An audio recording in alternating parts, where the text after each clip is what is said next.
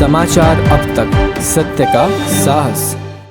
नागपुर शहर के जरीपटका इलाके में एक महिला की बेरहमी से गला रेतकर हत्या करने का मामला सामने आया है।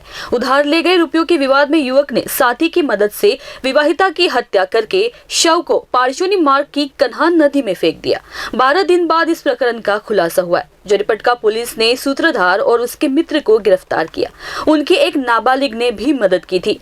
मृतक शीतल उइके उम्र 42 साल, रहना बाराखोली जरीपटका, जबकि आरोपी सुल उसरभर से वांदा तथा आर्यन महतो प्रयागराज है। गत 28 दिसंबर से शीतल के अचानक लापता होने के कारण परिजनों ने गुमशुदगी की रिपोर्ट दर्ज कराई थी। जरीपटका पुलिस ने मामला दर्ज कर जांच शुरू की। जांच के दौरान पुलिस को सुल के बारे में पता चला। उसे हिरासत में लेकर पूछताछ की गई। पूछताछ में आरोपी ने शीतल की हत्या का गुनाह कबूल किया। इस मामले से जुड़ी अधिक जानकारी सामने आई है। आइए जानते हैं क्या कुछ कहा जरीपटका पुलिस ने। हाँ, बरोबर आहे। जरीपटका पोलीस स्टेशनला दिनांक 28/12/2023 रोजी रात्री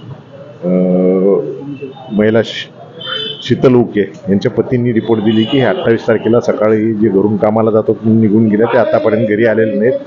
त्यावरून आपण, त्यांचं वय 42 वर्ष आहे, त्यावरून आपण पोलीस स्टेशनला मिसिंगची नोंद घेऊन पुढे तपास सुरू केला होता।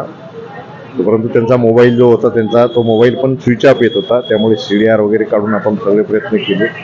बाकी मग तो CDR काढल्यानंतर जे शेवटचा जे संपर्क झाला होता, त्या ज्यांच्याशी संपर्क झाला त्यांना विचारपूस करण्यात आलेली आहे। त्यामध्ये सखोल चौकशी आणि काल मग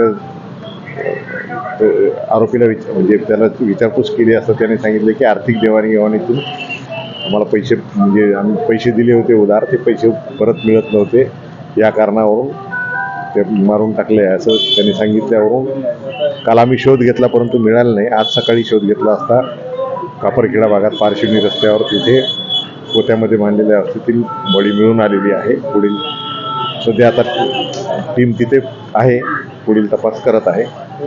या सदर सध्या तरी 2 आरोपी आहेत, दोन्ही आरोपी ताब्यात आहेत।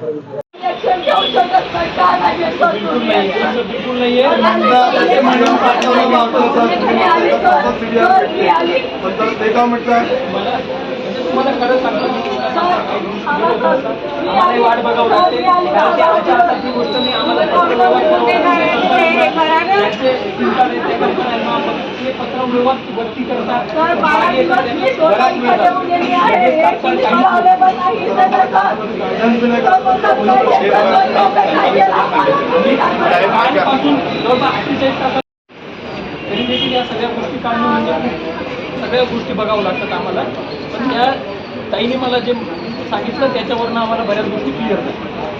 तुम्हाला अजून एक गोष्ट सांगतो, जे त्यांनी केलेलं आहे हे तुम्हाला जे सांगितलं बिलकुल फुटणार नाही, बिलकुल फुटणार नाही। आपल्याकडे पुरावे आहे। समाचार अब तक के लिए रिंकू पांतावनी की रिपोर्ट, नागपुर।